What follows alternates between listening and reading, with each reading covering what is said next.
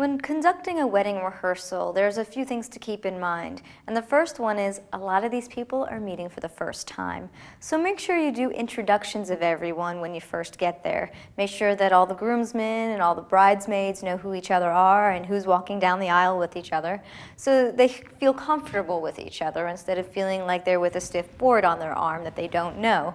The other thing is, have your programs ready, because once you have your programs ready, people really know the order of the way the ceremony will be going, and they'll be aware when they're up there what to expect. The other thing is, get people's attention. A lot of times you'll be using a wedding coordinator at this time or someone at the church that will be assisting you in getting people down the aisle. The other thing is, bring some music, the music that you are playing. Even if you're using live musicians the next day, possibly get a recording of the songs you're playing so you know the timing of when people should enter. The other thing is, get people in order. The first person to enter should be parents, grandparents, and they should be seated by the ushers. The ushers should then take their seats. And then another song should start, which would be the first of the processional.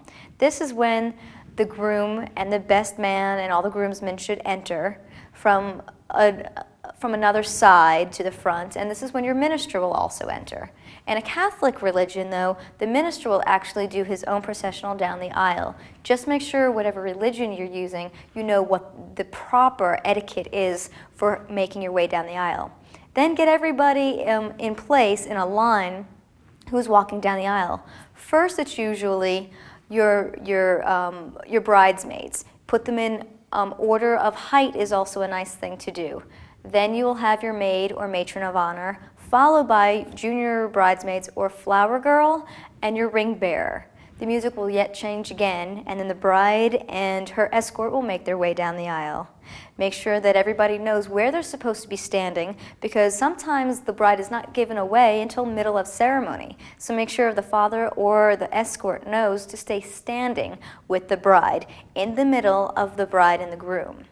Also remember that the officiant is the one in charge of the ceremony. Make sure you consult with them to make sure how long the ceremony should be and where people should be placed where they feel more comfortable. And put people in a line facing in towards the bride and the groom.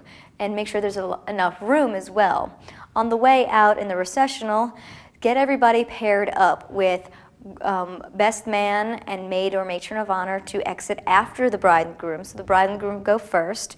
Then everybody gets paired up from then, with the flower girl and the ring bearer exiting after that.